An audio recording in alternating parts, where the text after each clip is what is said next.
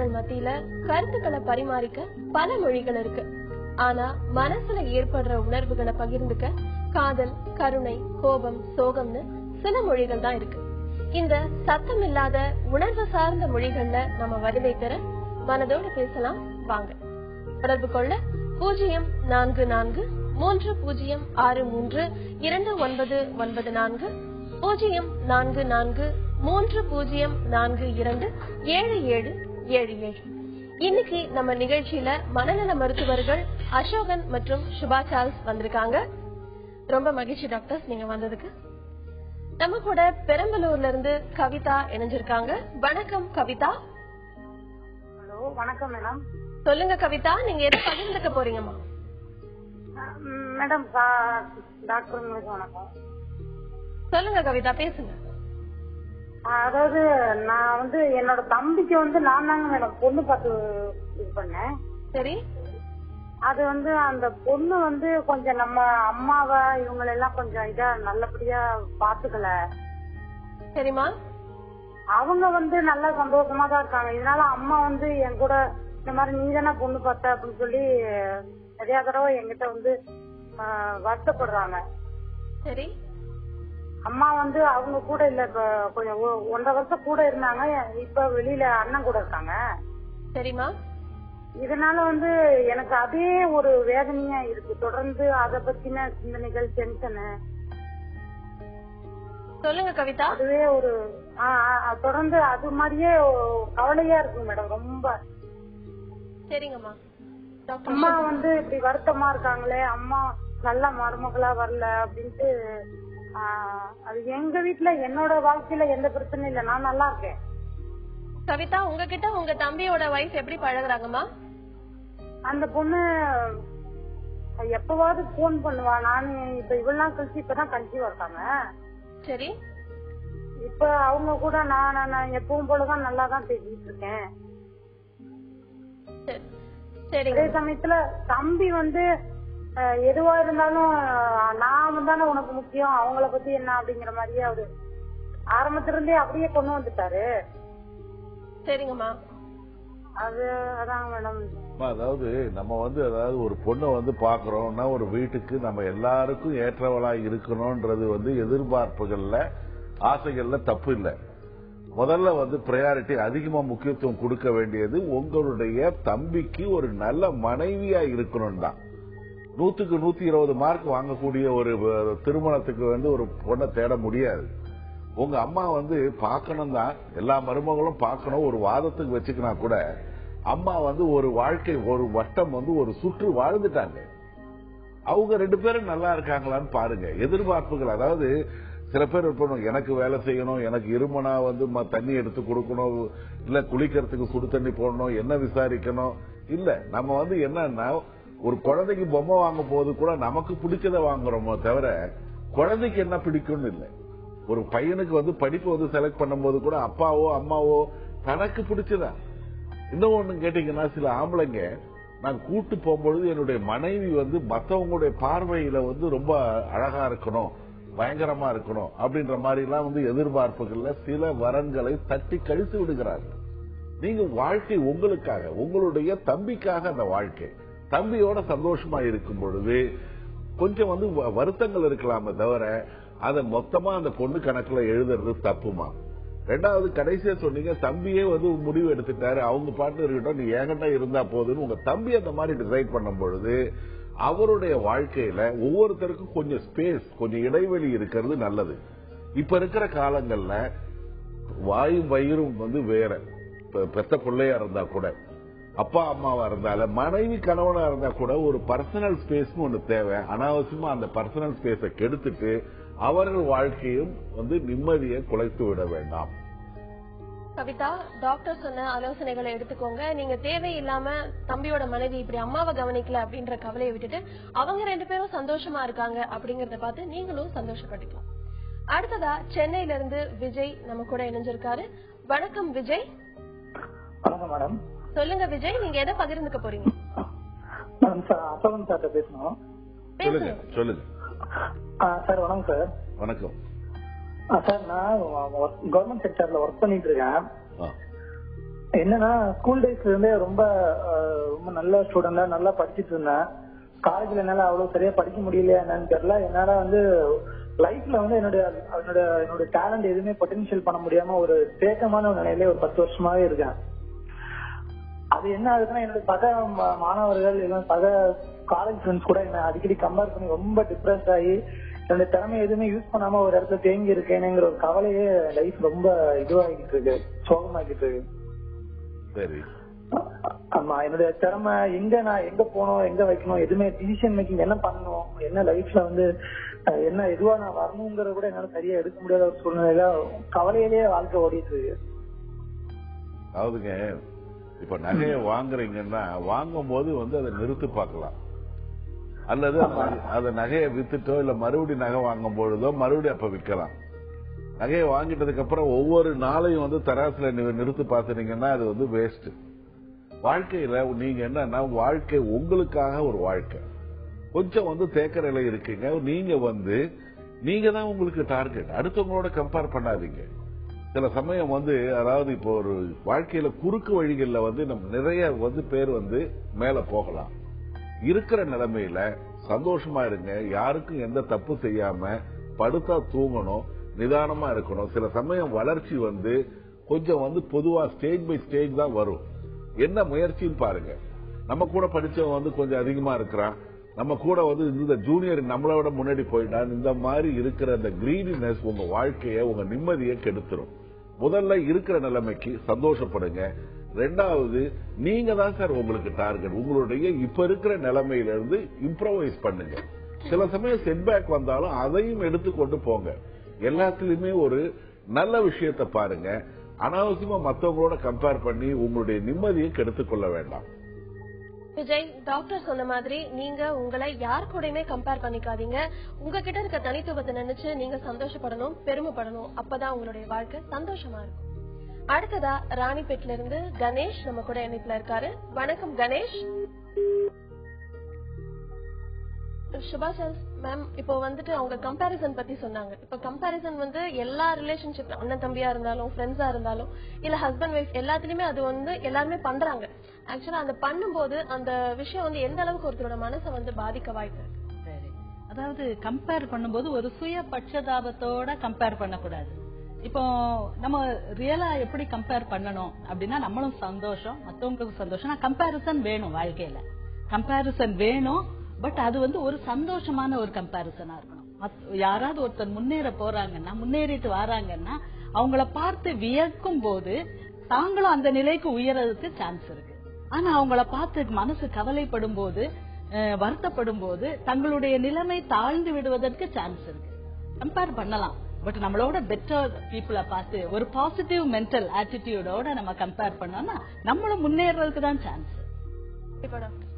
Doctor Asokan, இப்போ இன்னைக்கு வந்து நிர்மலா ஜோஷி வந்து இறந்துட்டாங்க. மதர் தெரசாக்கு அப்புறம் அவங்க தான் அந்த சேரிட்டியை பார்த்துட்டு இருந்தாங்க, இறந்துட்டாங்க.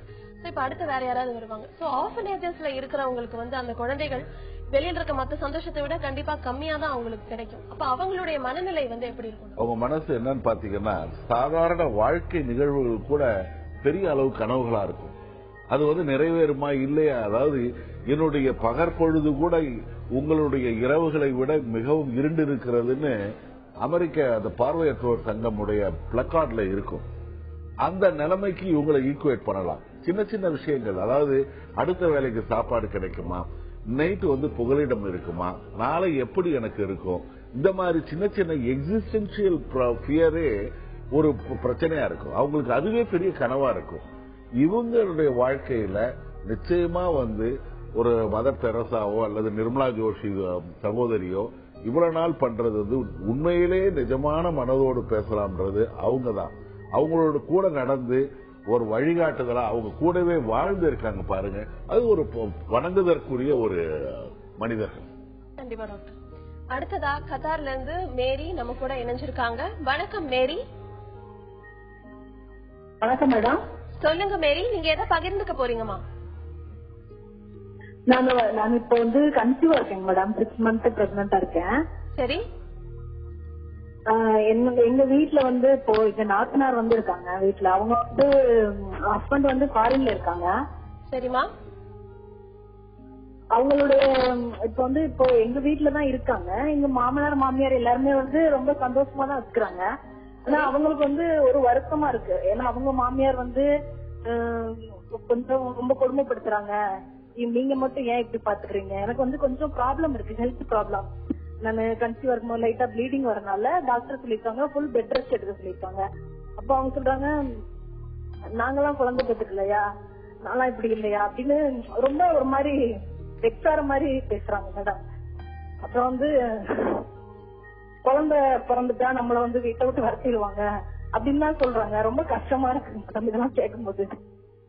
மேரி, நீங்க கவலைப்படாதீங்கம்மா. டாக்டர் சுபா சார்ல்ஸ், மேரியுடைய அதாவது குழந்தை உண்டாயிருக்கும் போது மனசு கொஞ்சம் துவண்டு போவது சகஜம். அவங்களுக்கு இப்போ கொஞ்சம் ப்ளீடிங், ஸ்பாட்டிங் அப்படின்னு சொல்லுவாங்க.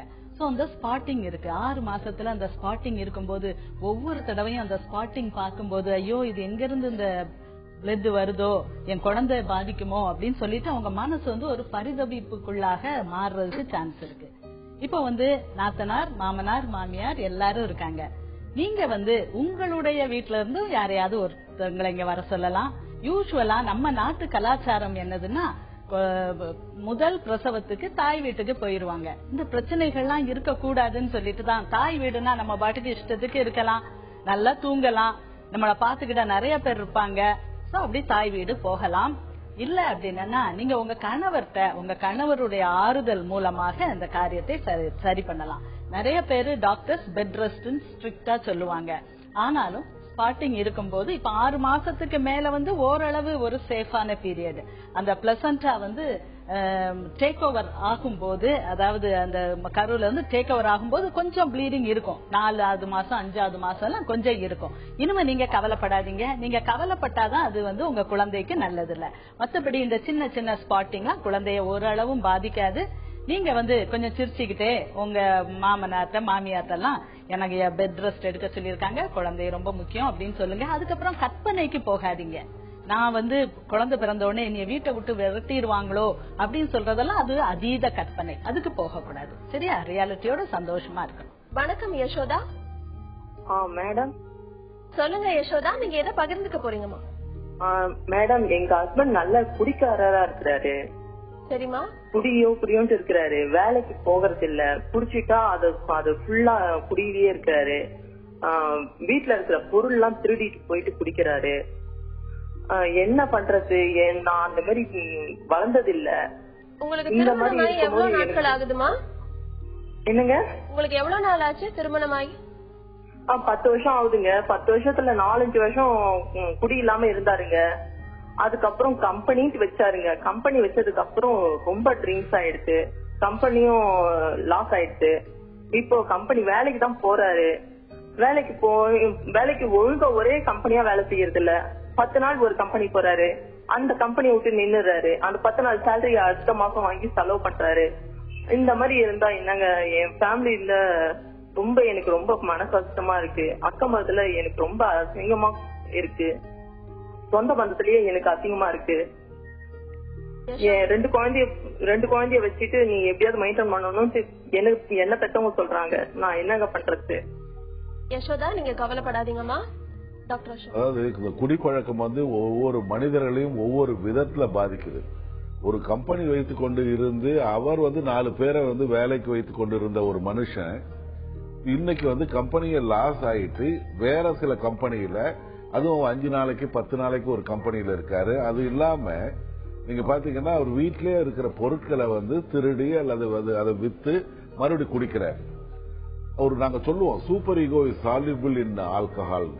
அதாவது அந்த பிரித்தறியும் இந்த ஜட்ஜ்மெண்ட் இருக்குல்ல, எது நல்லது எது தீது எது நல்லது அப்படின்றது யூஸ்வலா அந்த ஆல்கஹால் எடுத்தும் தீதும் நன்றும் பிறதர வாரான்னு சொல்லுவாங்க. அந்த அளவுக்கு, அதாவது அடுத்தவங்க நம்மளை பத்தி நினைப்பாங்களே, இது மாதிரி நினைப்பாங்களே அப்படின்ற ஒரு எண்ணம் கூட இல்லாம என்ன வேணாலும் நினைக்கட்டும் அப்படின்ற ஒரு மனப்பான்மைக்கு அவர் இருக்கார். நிச்சயமா அவருக்கு ட்ரீட்மெண்ட் கொடுக்கணுமா. 2வது ட்ரீட்மெண்ட்றது கொஞ்சம் அவரை ஹாஸ்பிட்டல்ல அட்மிட் பண்ணி பார்க்கணும். முதல்ல நீங்க பாத்தீங்கன்னா அரசு மனநல காப்பகத்துல இதுக்கு இந்த போதை மருந்து இல்ல குடிப்பழக்கத்துக்காக ஒரு செப்பரேட் ஒரு வார்டே இருக்கு. அங்க அட்மிட் பண்ணுங்க. அட்மிட் பண்ணி அங்க எல்லா விதமான சிகிச்சையும் கொடுப்பாங்க. மறுபடி வரும்பொழுது அந்த பழக்கத்திலிருந்து வெளியில வராம இருக்கிறதுக்கு என்ன வழிமுறைகள் அங்க அட்வைஸ் கிடைக்கும். இது உடனடியா அவங்க பண்ண வேண்டிய விஷயம். ஏன்னா இப்ப அங்க அரசுல நான் ஏன் சொல்றேன்னா, பணம் இல்ல, அவரே வேலைக்கு போறாரு, உடம்பு ரீதியா என்ன பிரச்சனைகள் இருக்குன்னு பாக்கணும், அதுக்கு சில பரிசோதனைகள் பண்ணணும். அந்த பரிசோதனைகளுக்கு பணம் வேணும். நீங்க அரைகுறையா ஒரு நாளைக்கு 2 நாளைக்கு ஓபியா புறப்பிணியாளரை பார்த்து வர்றதுல அர்த்தம் இல்ல. பிரைவேட்டா பார்க்கவும் கொஞ்சம் உங்களால முடியாது. நீங்க அரசு மனநல காப்பகத்துல உடனடியா அவரை போய் சேருங்கம்மா. யசோதா, டாக்டர் சொன்ன மாதிரி நீங்க அரசு மனநல காப்பகத்துல உங்க கணவரை கூட்டிட்டு போய் சேருங்க. அதுக்கான ட்ரீட்மெண்ட் அவங்க கொடுப்பாங்க. அப்போ உங்க கணவருக்கு இருக்கிற இந்த மது அருந்தும் பழக்கம் கொஞ்சம் கொஞ்சமா அவரை விட்டு விலகிடும். அடுத்ததா சென்னையில இருந்து மகாலட்சுமி நம்ம கூட இணைஞ்சிருக்காங்க. வணக்கம் மகாலட்சுமி. வணக்கம் மேடம். சொல்லுங்க. கல்யாணம் 7 வருஷம் ஆச்சு எனக்கு. சரி. 4 டைம் அபார்ஷன் ஆயிடுச்சு. அந்த டென்ஷன்லயே இருக்கிறதுனால இப்ப ஒரு நாள் தள்ளினா கூட கொஞ்சம் பயமாயிடுறேன் மேடம். ரொம்ப எங்க வெளியில போகணும்னா பயமா இருக்குது, ஊருக்கு போகணும்னா கூட ரொம்ப டென்ஷன் ஆயிடுறேன். ஒரு மாதிரி ஒரு பீரியட் ரெகுலரா கரெக்டா ஆகுறேன். பீரியட் 4 மந்த்ல எவ்ரி மந்த் முன்ன பின்ன இருக்குது. ஒரு 2 நாள் 3 நாள் ஆச்சுனாலே ரொம்ப பயந்துரும், திரும்ப ஏதாச்சும் அபார்ஷன் ஆயிடுமா அந்த மாதிரி இருக்குங்க மேடம் ஃபீலிங். அதை என்ன பண்ணலாம்? உங்களுக்கு என்ன வயசு ஆகுது மகாலட்சுமி? எனக்கு 32 மேடம். சரிங்கம்மா.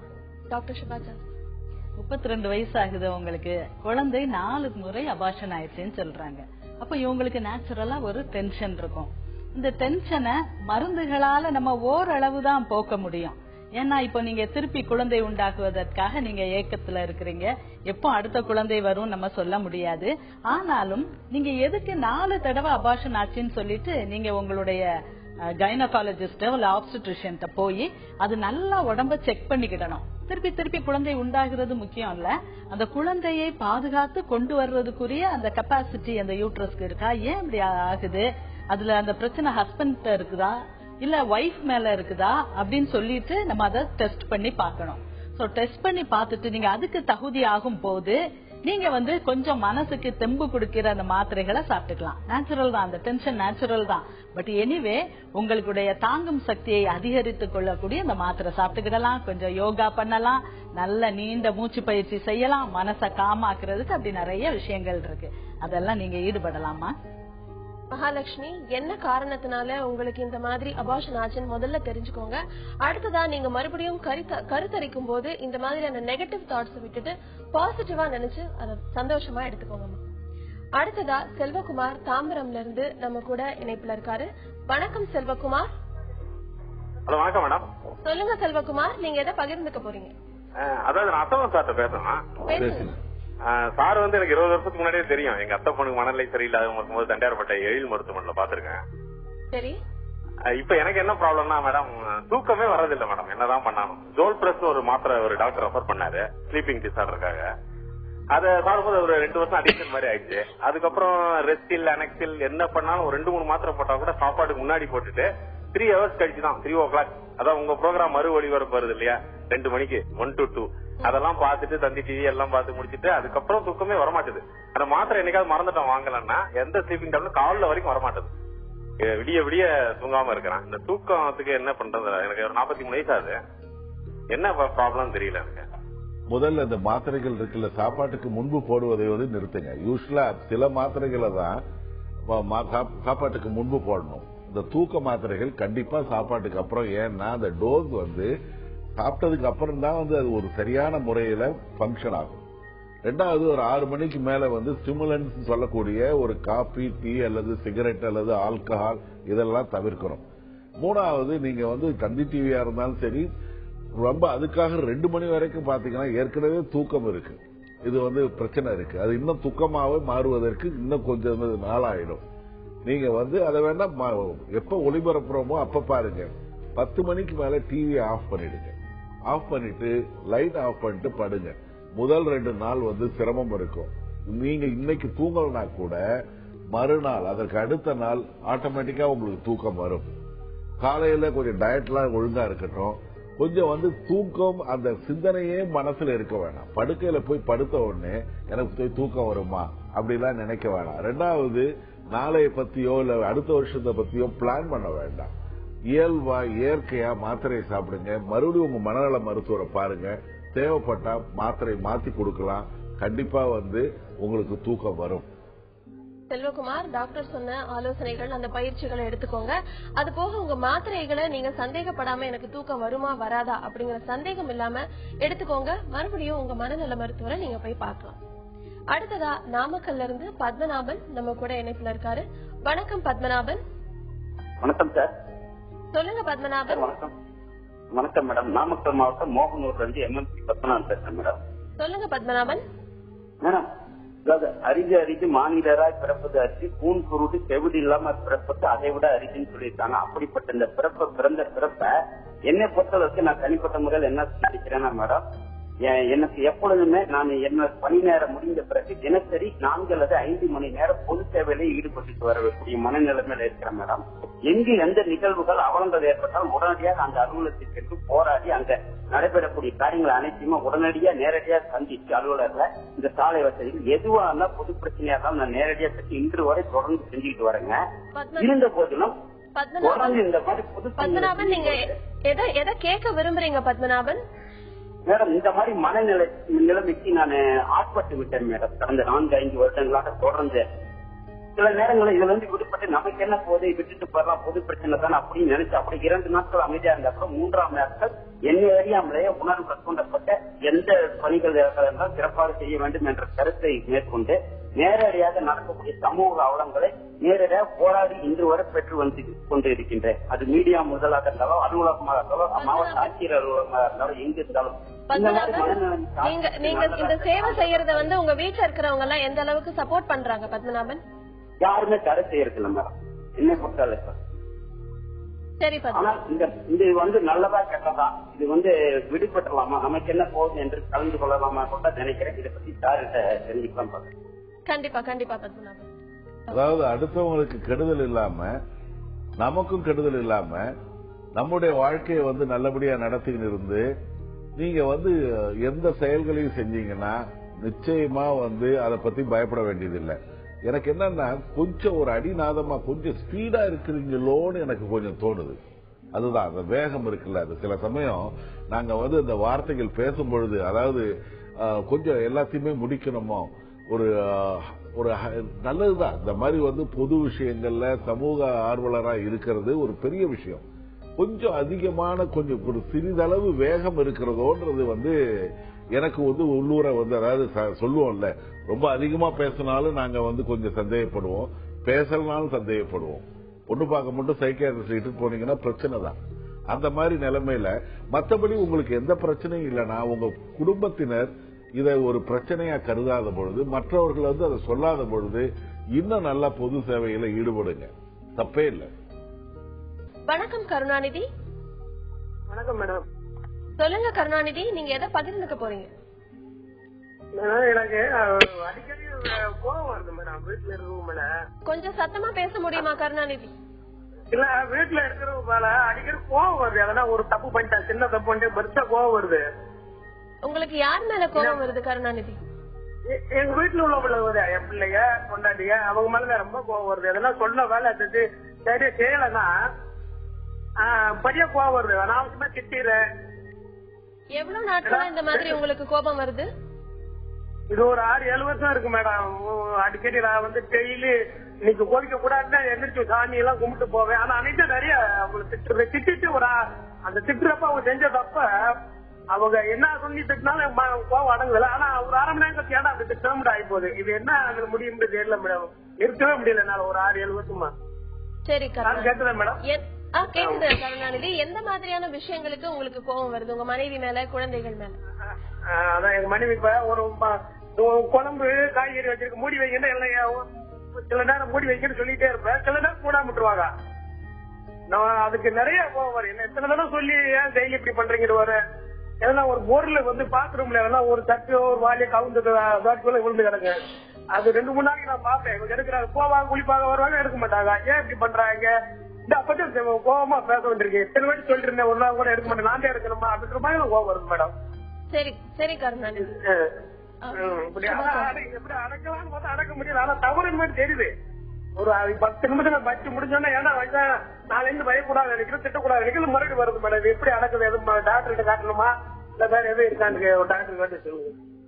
சரி, அதாவது இவருக்கு ஒரு கோபம் வருது, ஆனா அதை அடக்க முடியல. காலையில எழும்பின உடனே நான் இன்னைக்கு கோவப்பட மாட்டேன், தேவையில்லாம கத்த மாட்டேன் அப்படின்னு நினைக்கிறாரு. தான் கோவப்படக்கூடாதுன்னு அவர் முயற்சிகள் செய்யறாரு, ஆனாலும் அவர் அறியாம கோபம் வந்துருது. இது அமிக்டலாய்டு ஹைஜாக்னு சொல்லுவாங்க. அதாவது பிரெயின்ல ஒரு சர்க்கியூட் அது லைட் ஆயிடுச்சுன்னா அது சுத்தி சுத்தி அதுல இருந்து விடுபட முடியாம அப்படியே அதுக்குள்ளேயே அவங்க குழம்பிக்கிட்டு இருக்கிறது. சரி, நீங்க எது உங்களுக்கு கோபப்படுத்துது அப்படின்னு அழகா ஒரு கேள்வி கேட்டாங்க. குழம்பு சாப்பாடு இதெல்லாம் மூடி வைக்கலன்னா கோபம் வருது அப்படின்னு சொன்னீங்க. அப்ப நீங்க என்ன செய்யலாம்? அத நீங்களா எழும்பி போய் அந்த மூடி வைக்காத விஷயங்களை நீங்க எடுத்து மூடி வைக்கலாம். அப்ப பேசும்போதுதான் கோபம் வருது. நீங்க அதை செய்யும் போது சரி, அப்போ அதை மத்தவங்க பாத்துக்கிட்டு இருக்கவங்க, ஐயோ நம்ம அப்பா ஒண்ணுமே சொல்லாம போய் எடுத்து வைக்கிறாங்களே, என் கணவர் இவருக்கு பிடிக்காது இப்படி வச்சிருந்தா, ஆனாலும் என் மேல ஒரு கோபம் படாம கொண்டு அவர் செய்யறாரே அப்படின்னு சொல்லிட்டு அவங்க அடுத்த தடவை அதை ரொம்ப கருத்தா செய்யறதுக்கு அவங்க முயற்சிப்பாங்க. அதே மாதிரி நீங்க என்னது செய்யணும்னாலும் சின்ன விஷயம், இப்ப அந்த வாளி கவிழ்ந்து கிடக்கிறது, ஏதோ ஒரு பாத்திரம் இருக்க தவறான இடத்தில் இருக்கிறது, இதை எல்லாத்தையுமே நீங்க கொஞ்சம் அதை செய்யுங்க. நீங்க செய்யும் போது உங்களுக்கு அது தெரியும் அதுல உள்ள விஷயங்கள் என்ன. சில வேளை எடுத்து வச்சாலும் சில வேளை கீழே விழுந்துரும், இல்ல புழங்கும் போது அது அப்படி ஆயிரும். சோ இந்த விஷயங்களை நீங்க பண்ணும் போது அதுல உள்ள நுணுக்கங்கள், அதுல என்ன பிரச்சனை வருது அப்படிங்கறதே நீங்க பாத்துக்கிடலாம். சோ உங்களுடைய கோபம் வரும்போது அதை வாயில அதை காட்டாம, பேச்சுல அதை காட்டாம, செயல்ல அங்க திருப்பும் போது, அதை சரி பண்ணுகிற செயல்ல திருப்பும் போது நீங்கள் அந்த தேவையில்லாத கோபத்துல இருந்து விடுபட்டு வாழ்றதுக்கு ஒரு சான்ஸ் இருக்கு. கருணாநிதி, டாக்டர் சுபா சார்ல்ஸ் சொன்ன மாதிரியான விஷயங்களை நீங்க முயற்சி பண்ணி பாருங்க. எதெல்லாம் உங்களுக்கு கோபப்படுத்துதோ அந்த விஷயங்களை நீங்க அவங்க கிட்ட சொல்லி அவங்கள திட்டாம நீங்களே அந்த விஷயங்களை செஞ்சு பாருங்க. அப்ப உங்களுடைய கோபமும் குறையும், அவங்களும் உங்களை நிச்சயமா புரிஞ்சுக்குவாங்க. டாக்டர் அசோகன், இப்ப கோபம் அப்படிங்கறது எல்லாருக்குமே வர ஒரு விஷயம் தான். கோபம் இல்லாம யாருமே இருக்க முடியாது. பட் எந்த லெவலுக்கு போகும்போது அது எக்ஸ்ட்ரீம் அப்படின்னு நம்ம சொல்ல முடியும்? அதாவது வர வேண்டிய இடத்துல கோபம் வரணும். ரௌத்திரம் பழகுன்னு நம்மளுடைய மனிதர்கிட்ட, நமக்கு நெருங்கிய நண்பர்கள்கிட்ட நம்ம கோபத்தினுடைய எல்லைகள் அதாவது திருப்பி தாக்க மாட்டாங்க, திருப்பி ரியாக்ட் பண்ண மாட்டாங்க, நமக்கு பாதகம் இல்லை அப்படின்ற இடத்துல கோபத்தை முழுசா காட்டுறோம். அதுக்கு மேலேயும் இது பண்றோம். கோபம் வரக்கூடிய அவரோ அல்லது நானோ அல்லது நீங்களோ ஒரு 3வது மனுஷால் தெருவில் போயிட்டு ஒரு வஸ்தாது கிட்ட போய் காமிச்சா உதவாங்கிட்டு தான் வருவோம். அதாவது அவங்கள எளியோரை கண்டு கொஞ்சம் ஏளனமா கம்ப்ளீட்டா அக்ரெசிவ் ஃபீலிங்ஸ காமிக்கிறது. இது முதல்ல என்னன்னா மாடிஃபை பண்ணலாம். அதிக அளவுல கோவப்படுறவங்களுக்கு சின்ன சின்ன விஷயங்களுக்கு ஒவ்வொரு எல்லை இருக்கு. கோவப்பட வேண்டிய விஷயத்துக்கு கோவப்படணும். இந்த பக்கம் போகும்போது நான் செவுத்த இடிச்சுக்கிறேன்னா என்னுடைய தவறு, அதுக்கெல்லாம் நான் போய் யாரையும் போய் கோவப்பட முடியாது. இந்த மாதிரி அதிகப்படியா கோவப்படுறவங்களுக்கு ரத்த கொதிப்பு சீக்கிரம் வர்றதா ஒரு பெரிய மருத்துவ ஆய்வு தெரிவிக்குது. கொஞ்சம் மாடிஃபை பண்ணலாம். கோவத்தை நம்ம சப்ரஸ் பண்றதுன்றது அதுவும் ஒரு உணர்வு. ரௌத்திரம் பழகுன்ற மாதிரி அதுவும் ஒரு உணர்வு தான். அதை கொஞ்சம் வித்தியாசமா வெளிப்படுத்தலாம். இப்போ ஒரு சாதத்துல முடி இருந்ததுன்னா அதுக்கு சொல்லுவாங்கல்ல, கொஞ்சம் அது ரொம்ப கஷ்டம், வேணா நகைச்சுவைக்கா சொல்லலாம், உன் தலையில இருந்தா அழகா இருக்கணும். இது ரொம்ப யோசிச்சு பார்த்தா ரொம்ப சிரமமா தான் இருக்கும்.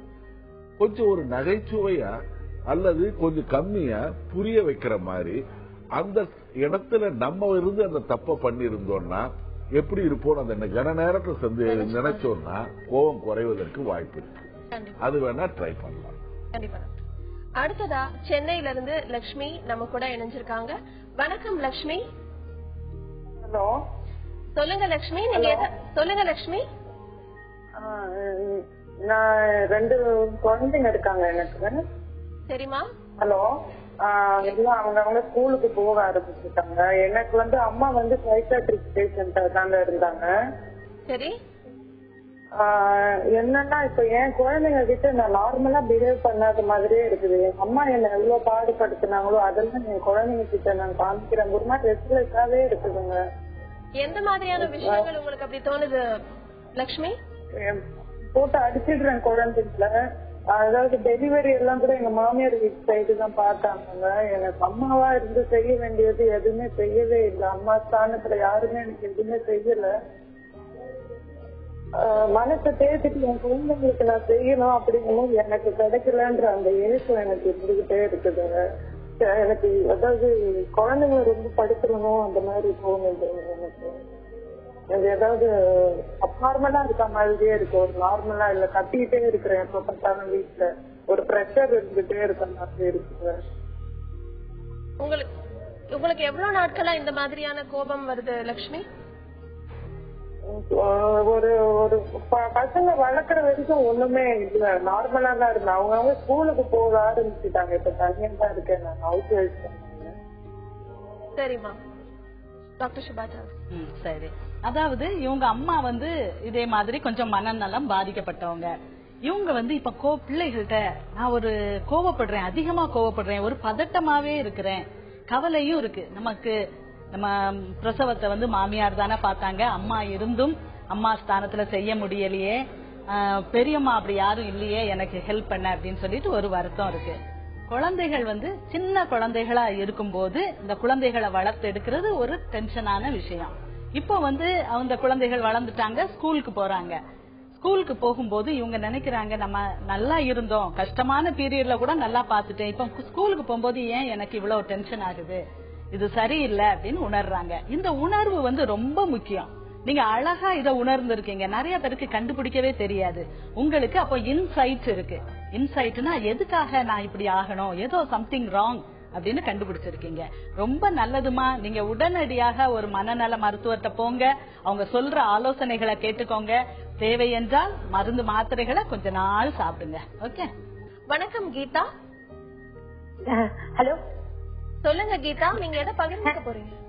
அதாவது டாக்டர், அதாவது என்னன்னா இப்ப வந்து எங்க வீட்டுக்காருக்கு வந்து இப்ப டிவில பாக்குற ப்ரோக்ராம், அதாவது சினிமா இந்த மாதிரி இதுல வந்து சில அதாவது வந்து வர்ற காட்சிகள் போல நம்ம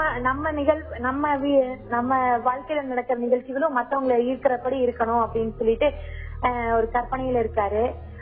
அதே போலதான் இப்ப என்னோட மனநிலையும் எப்படின்னா, இப்ப சினிமா பார்த்தா ஏதோ ஒண்ணு பார்த்தாலோ என்னோட மனசு வந்து அப்படியே கற்பனையில அதுலயேதான் லைட்ஸ் இருக்குதே தவிர அதுல இருந்து நகர மாட்டேங்குது. இதுக்கு என்ன மாதிரி தீர்வு எடுக்கலாம்? சினிமா பாடல்களை பார்க்காம விடலாமா, இல்ல இந்த கற்பனைகளை எப்படி கட்டுப்படுத்துறது? அதாவது வந்து அந்த பாடல்களை பார்க்கும்போது நம்மளே வந்து அந்த ஹீரோ ஹீரோயின் மாதிரி ஒரு கற்பனையில வாழ்றேன். அது சாதாரண நிலைமையில ஏதோ ஒரு வேலையை ஈடுபட்டு இருந்தாலும் இந்த பாடல்களே எனக்கு மனசுக்குள்ள வந்துட்டு நான் ஒரு கற்பனை உலகத்திலேயே வாழ்ற மாதிரி தோணுது. இது எப்படி மாத்துறது? உங்களுக்கு எவ்வளவு நாட்களா இந்த மாதிரி தோணுதுமா? இது ரொம்ப வருஷமா இருக்குதுங்க. அதாவது நானே நானே எவ்வளவு வருஷங்கள் ஆகுது? ஒரு 10-12 வருஷத்துக்கு மேல இருக்குங்க. அப்போ இருந்தே இருக்கும். என்னங்க? அப்போ திருமணம் ஆனதுல இருந்தே உங்களுக்கு இந்த மாதிரியான கற்பனைகள் வந்துகிட்டு இருக்கா? இல்ல, இதுக்கு முன்னாடி கற்பனை மீன்ஸ் என்னன்னா, இப்ப ஒரு பாட்டு, ஒரு மெலோடியஸ் சாங்ஸ் பாக்குறோம்னா இது வந்து ஒரு அந்த டே ஃபுல்லா அந்த மனசுல அந்த மெலோடியஸ் சாங்ஸோட மன திருப்தி தான் இருக்கு. அப்போ வந்து எந்த ஒரு துக்க சம்பவமோ எது வந்தாலும் அது வந்து எனக்கு பாதிக்கிறதுல நான் மைண்ட் ஹாப்பியாவே இருக்கேன். கவிதா, நீங்க குழந்தையா இருக்கும் போது, குழந்தை பருவத்துல நீங்க தனிமையில அதிகமா இருந்தீங்களா?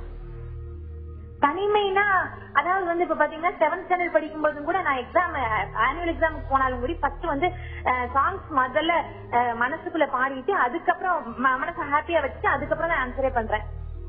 சரிம்மா. டாக்டர் சுபாச்சா. அதாவது கீதா வந்து ஒரு எல்லாரும் ஃபாலோ பண்ண வேண்டிய ஒரு நல்ல ஒரு நிலையில இருக்கிறாங்கன்னு நினைக்கிறேன். The power of imagination. அதாவது சினிமா எடுக்கிறது எல்லாமே வந்து நம்ம அதெல்லாம் என்ஜாய் பண்ணணும்னு சொல்லிட்டான். இவங்க சொல்றாங்க மனசு கவலையா இருக்கும் போது கூட, அதாவது கஷ்டமான வேலைகள் கூட நான் நல்லா அதை பாடிக்கிடுவேன். அதாவது நான் எக்ஸாம் போறதுக்கு முன்னால கூட நான் ஒரு பாட்டு என் மனசுல ஓட்டிக்கிடுவேன். அதுக்கப்புறம் அதனால நான் கவலையே இல்லாம இருக்கேன், நான் ஹாப்பியா இருக்கேங்க. ஒரு கஷ்டம் கிடையாது, ஒன்னும் தப்பு இல்ல, நல்லா இதே மாதிரியே இருக்கலாம். விஷயங்களை வந்து கனவு காணுங்கள் அப்படிங்கிறாங்க. நீங்க வந்து நல்ல விஷயங்களை தான் மனசுல நினைக்கிறீங்க. நீங்க ஒரு பெரிய எதையோ அச்சீவ் பண்ணணும்னு சொல்லி கஷ்டப்படுறதை விட நல்ல அந்த பாட்டுகள், உங்களை சுத்தி நடக்கிற விஷயங்கள், சினிமா பார்த்தா அதுல உள்ள கதாநாயகி மாதிரி தன்னை கற்பனை பண்ணி கொள்கிறது, இதெல்லாம் தப்பே கிடையாது. இது எல்லாம் அந்த விஷுவல் திங்கிங் அண்ட் இமேஜினேஷன், இது எல்லாம் தான் நம்ம வாழ்க்கைய உங்களை சந்தோஷமா இருக்க மாதிரி அது சந்தோஷப்படுத்தும். தவறு இல்லம்மா. கீதா, டாக்டர் சொன்ன மாதிரி உங்களுக்கு வர நல்ல கற்பனைகளை நீங்க தொடர்ந்து அப்படியே நீங்க அதை கண்டினியூ பண்ணலாம். அது உங்க லைஃப வந்து இன்னுமே சந்தோஷமா தான் வச்சுக்கும். அடுத்ததா பாண்டிச்சேரியில இருந்து கில்பர் நம்ம கூட இணைப்புல இருக்காரு. வணக்கம் கில்பர். ஹலோ, வணக்கம் மேடம். சொல்லுங்க கில்பர். கில்பர்ட் வயசு வந்து 31 மேடம். சொல்லுங்க. ஹலோ, சொல்லுங்க. நான் வந்து ஒரு 8 இயர்ஸ் வந்து லவ் பண்ணேன் மேடம். சரி. வீட்டுக்கிட்ட ஒரு பொண்ணு லவ் பண்ணேன். சரிங்க. பாத்தீங்கன்னாக்கா வந்து அடிக்கடி 8 இயர்ஸ்ல பாத்தீங்கன்னாக்கா அந்த அடிக்கடி பிரச்சனை வந்து நாங்க வந்து பேசாம போயிடுவோம். இப்ப பாத்தீங்கன்னாக்கா வந்து அதிகமா பிரஷர் வந்துருச்சு. இப்ப பாத்தீங்கன்னாக்கா வந்து அந்த பொண்ணு வெளியில சுத்தும் போது எனக்கு ஒரு மன அழுத்தம் பயங்கரமா இருக்கு, கஷ்டமா இருக்கு, ஒரு பெயினா இருக்கு. அது ஹார்ட் பீட்டிங் சொல்ல முடியாது, ஒரு பயங்கர பெயினா இருக்கு. இப்ப வீட்டுல பாத்தீங்கன்னாக்கா வந்து நீ வந்து வேற மேரேஜ் பண்ணி சொல்லிட்டாங்க. இப்ப அந்த பொண்ணு 8 இயர்ஸ் நான் லவ் பண்ணேன். அதுக்கு என்ன டிசிஷன் எடுக்கிறது, நான் என்ன செல்ஃபா டிசிஷன் எடுக்கிறது, ஃபேமிலியில பாக்கணும், அப்புறம் தம்பிங்க வேற இருக்கிறாங்க. அதுக்கு என்ன முடிவு பண்றது எனக்கு தெரியல. எனக்கு பர்டிகுலரா வந்து அந்த பொண்ணு பார்க்கும் போதுதான் ஒரு படப்படப்பு, இந்த நம்ம பொண்ணு ஏமாத்திடுவோமோ இது வருது. ஆனா அந்த பொண்ணு வீட்டு சைட்ல ஒத்துக்கவே இல்லை, வேண்டவே வேண்டான்ட்டாங்க. இப்போ என்ன மேடம் நான் டிசிஷன் எடுக்கிறது? கண்டிப்பா ஓரளவு ஒரு முடிவுக்கு எடுத்துட்டீங்கன்னு எனக்கு தோணுது. நீங்க எப்ப வந்து நீங்க காதல் பண்ணீங்க அதுல வந்து ரொம்ப கன்ஃபார்ம்டா எல்லாம் இல்ல. அதாவது அடுத்தவர்கள் சொல்லும் பொழுது கொஞ்சம் வந்து ஆசிலேட் ஆகிற ஒரு மென்டாலிட்டிக்கு வந்து நிச்சயமா வந்து ஏற்கனவே முடிவு எடுத்துட்டீங்க. அந்த பொண்ணை வந்து நான் எப்படி வந்து மறுபடியும் சொல்ல போறேன், எங்க வீட்டுல வேணான்ட்டாங்க, என் தம்பிக்காக நான் பார்க்க வேண்டியதா இருக்குன்னு. யூஸ்வலா பாத்தீங்கன்னா காதலிக்கும் போது நம்ம வந்து ஏதாவது ஒரு காரணத்துக்காக அந்த ஈர்ப்பு இருக்கும், ஏதோ ஒரு விருப்பம் வந்திருக்கும். கொஞ்ச நாளைக்கு அப்புறம் தான் நம்ம கொஞ்சம் ரியாலிட்டி வருவோம். அதாவது இந்த கால்கள் வந்து தரையில இருக்காது, எல்லாமே ஒரு நந்தலாலா மாதிரி ஜாலியா இருக்கும். அதுக்கப்புறம் தான் ரியாலிட்டி வரும். நம்ம வீட்டுல இருக்கிற நிலைமை, நம்ம சுத்தி இருக்கிற விஷயங்கள், நம்ம வந்து அடுத்தவங்களுக்கு பதில் சொல்ல வேண்டிய விஷயம், நமக்கு எவ்வளவு தூரம் வந்து ஒரு முடிவுல திடமா இருக்கக்கூடிய நிலைமை, அதெல்லாம் நம்மளுடைய பொருளாதாரம், வாழ்க்கையில வந்து இன்டெசிசிவா இருக்க முடியுமா, நம்மளால தனியா வந்து இந்த வாழ்க்கை படகை வந்து நடத்தி செல்ல முடியுமான்ற மாதிரி எல்லாம் வரும். எனக்கு நீங்க கொஞ்சம் வந்து குழப்பத்துல இருக்கீங்க. நீங்க வந்து முதல்ல அந்த பொண்ணுகிட்ட, அதாவது பொண்ணுகிட்டையும் ஆசை, இங்க அம்மா பாப்பா பேச்சையும் கேட்கவும் ஆசை, மற்றதுக்கும் ஆசைன்னா நீங்க வந்து யோசிங்க. எது வந்து இன்னும் நீங்க வந்து, அதாவது இதுக்கு வந்து ஏன்னா சம்பந்தப்பட்டவர் நீங்க எந்த அளவுக்கு அந்த பொண்ணை விரும்புனீங்க, எந்த அளவுக்கு அந்த பொண்ணுக்கு நீங்க நம்பிக்கை கொடுக்கப்பட்டது, அல்லது அந்த பொண்ணை நீங்க எந்த அளவுக்கு நீங்க நம்பிக்கை பெற்றீர்கள், இது எல்லாத்தையும் அனலைஸ் பண்ணுங்க. பொதுவா பாத்தீங்கன்னா உங்களுக்கு ஒரு முடிவு எடுக்கக்கூடிய ஒரு பக்குவம் இருக்கு. இது அடுத்தவங்கிட்ட நீங்க முடிவு கேட்கறது வந்து என்ன கேட்டா நிச்சயமா வந்து கிடையாதுன்னு நான் சொல்லுவேன். நான் வந்து 3வது இடமா நான் பாக்குறேன். நீங்க மனசு வருத்தப்பட்டு இதுல தோல்வியோ இல்ல வெற்றியோ அடைஞ்சு அதற்கப்புறம் பாதிப்பு ஏற்பட்டதுன்னா நான் வந்து அங்க வரலாம். அந்த அறிவுரைன்றது ஒரு 3வது மனிதர்கள் சம்பந்தப்பட்டவர்கள் நீங்களே முடிவு எடுக்கலாம். எது உங்களுக்கு சரின்றத படுங்க, அதன்படி நீங்க எடுங்க. இதுல வந்து அந்த பொண்ணை வந்து நீங்க ஏமாத்துறது இல்ல வந்து விரும்புறது எல்லாம் உங்க சம்பந்தப்பட்டது. ஏன்னா நீங்க முடிவு எடுத்தீங்கன்னா அந்த முடிவை நீங்க வந்து முதுகில் சுமக்கலாம், பின்னாடி வந்து வருத்தப்பட வேண்டிய தேவையில்லை. முதல்ல காதலிச்சுட்டு அதுக்கப்புறம் அம்மா அப்பா சொன்னதால மாறுறீங்கல்ல, அந்த மாதிரி மறுபடியும் ஒரு மாற்றம் நடக்காம இருப்பதற்காகத்தான் நான் இதை சொல்றேன். கில்பர், நீங்க அடுத்ததா என்ன பண்ணணும் அப்படின்னு கேட்டதுக்கு டாக்டர் சில ஆலோசனைகளை வழங்கினாங்க. அதையும் நீங்க மனசுல எடுத்துக்கோங்க. உங்க நண்பர்கள், உங்களுடைய ரிலேட்டிவ்ஸ் அவங்க எல்லாம் சொல்றதையும் நீங்க எடுத்துக்கலாம். கடைசியா எது வந்து சிறந்தது அப்படிங்கிற முடிவை நீங்களே எடுத்தீங்கன்னா உங்களுடைய வாழ்க்கை திருப்திகரமா இருக்கும். அடுத்ததா சென்னையில இருந்து சுதா நம்ம கூட இணைஞ்சிருக்காங்க. வணக்கம் சுதா. ஹலோ, வணக்கம் மேடம். சொல்லுங்க சுதா, நீங்க எதை பகிர்ந்துக்க போறீங்க? மேடம், எனக்கும் என் ஹஸ்பண்ட்க்கும் கொஞ்சம் ப்ராப்ளம் இருக்கு. என்னன்னா நாங்க லவ் மேரேஜ் தான் பண்ணிக்கிட்டோம். சரிமா. அதுக்கப்புறமா பாத்தீங்கன்னா நாங்க ஃபர்ஸ்ட் 1 இயர்லயே எனக்கு தெரிஞ்சுதான் அவர் வந்து ஏற்கனவே கொஞ்சம் ஸ்டே பண்ணிருந்தாரு வெளியூர்ல. அந்த இடத்துல வந்து இன்னொருத்தவங்களோட ரிலேஷன்ஷிப் வந்துச்சு. இப்போ எனக்கு ப்ராப்ளம் வந்தது வந்து நான் வந்து அவர்கிட்ட எதுவும் பிராக்டிக்கலான எந்த கொஸ்டின்ஸும் கேட்கல. என்ன பண்ணீங்க, என்ன பேசுனீங்க, என்ன ஏதாவது உங்களுக்குள்ள ரிலேஷன்ஷிப் இருந்ததா, க்ளோஸா இருந்தீங்களான்னு எதுவும் கேட்கல. தனிமையிலேயே இருக்கணும்னு நினைச்சு நான் வருத்தப்பட்டுட்டே இருந்தேன். ஆனா இப்போ வந்து எனக்கு சந்தேகம் இருக்கிற மாதிரி இருக்கு. அது எப்படி அவர்கிட்ட நான் திருப்பியும் கேட்கறது அப்படின்றது எனக்கு தெரியல. எப்படி நீங்க உடல் ரீதியா க்ளோஸா இருந்தீங்களா அப்படின்றதுலாம் நான் தெரிஞ்சுக்கணும்னு நினைக்கிறேன். நானும் ஏமாத்தேன் அப்படின்ற மாதிரியே கஷ்டமா இருக்கு. கவலைப்படாதீங்க சுதா. இதுக்கு நீங்க அவர்கிட்ட எப்படி பேசணும் அப்படிங்கிற ஆலோசனையை நம்ம கேட்கலாம். டாக்டர் அசோகம் சார் கிட்ட கொஞ்சம் சொல்றீங்களா? டாக்டர் அசோகன். சரிங்க அம்மா, நீங்க உங்களுக்கு கண்டிப்பா கேட்கக்கூடிய தார்மீக உரிமை இருக்கு. இதுல மனசுல வச்சு புழுங்காதீங்க. பொதுவா பாத்தீங்கன்னா ஆண்கள் பொதுவா பெரும்பாலான அல்லது அனைத்து ஆண்களுமே நான் ஒரு ஃப்ரெண்டா தான் பழகணும்னுவாங்க. ஏன்னா நான் அவரை தப்பா சொல்லல. நேரடியா பொறுமையா நிதானமா ஒரு சண்டை போடுறதுக்கு மாதிரி இல்லாம நான் மனசுல வருத்தப்பட்டிருக்கேன், நான் உங்களை நம்பி வந்திருக்கிறேன், எனக்கு சில விளக்கங்கள் தேவைப்படுது, பழகி இருக்கீங்க, இது என்ன அப்படின்னு சொல்லுங்க. இத முதல்ல அவர்கிட்ட கன்வின்ஸ் பண்ணிட்டு அவர்கிட்ட முகத்தை பார்த்து பேசுங்க. இது அவர் தப்பா நினைச்சுப்பாரு, நம்ம பேசினதால நம்ம கிட்ட பேசாம போயிடுவாரு, அல்லது ஜாடையா மாடையா சொல்லலாமா, அல்லது ஏதாவது வேற சம்பாஷணைகள் நடக்கும் போது கொஞ்சம் குத்தி காமிக்கலாமா, இந்த மாதிரி டெக்னிக்லாம் வேண்டாம். நேரா ஒரு நண்பன்கிட்ட சாதாரணமா ஒரு விஷயத்த பேசுற மாதிரி பேசுங்க. அதிகமா உணர்ச்சி வசப்படாம எந்த விதமான பதில் வந்தாலும் அதை நான் ஏற்றுக்கொள்ளக்கூடிய பக்குவம் இருக்குன்னு உங்களை திடப்படுத்திட்டு அதுக்கப்புறம் பேசுங்க. பேசும்பொழுது அதுக்கப்புறம் விளக்கத்தை பெறுங்க. அதுதான் நல்லது. அவர் கொடுக்கிற விளக்கம் உங்களுக்கு ஏற்றுக்கொள்ளதா இருந்தால் சந்தோஷம். அப்படி இல்லைன்னா மறுபடியும் அவர்கிட்ட பேசுங்க. நீங்க இதுக்காக மூன்றாவது மனிதர்களையோ அல்லது மறைமுகமா விஷயத்தை, அதாவது இந்த மாதிரி ஒரு சென்சிட்டிவான விஷயத்த நேரா பேசுறது நல்லது. கணவனும் மனைவியும் நேரா பேசிட்டாங்கன்னா நாளைக்கு அவருக்கு ஒரு சின்ன இது இருக்கும், இந்த மனைவிக்கு தெரிஞ்சிருக்கு, மறுபடியும் ஒரு சின்ன ஒரு தடுமாற்றம் கூட வருவதற்கு வாய்ப்பு இல்லாமல் இருக்கும். அதனால்தான் சொல்றேன். டாக்டர் சொன்ன மாதிரி நீங்க உங்க கணவர்கிட்ட மனம் விட்டு பேசுங்க. உங்க மனசுல என்னென்ன சந்தேகங்கள் குழப்பங்கள் எல்லாம் இருக்கோ அவர்கிட்ட பேசுங்க, அவர்கிட்ட சொல்லுங்க. அதுக்கான பதில நீங்க வாங்கி என்ன உண்மையான நிலை அப்படிங்கறத புரிஞ்சு நீங்க நடந்துக்கலாம். நம்ம நிகழ்ச்சிக்கு நம்மளுடைய காலர்ஸ்க்கு எல்லாம் அறிவுரைகள் ஆலோசனைகள் வழங்குனீங்க.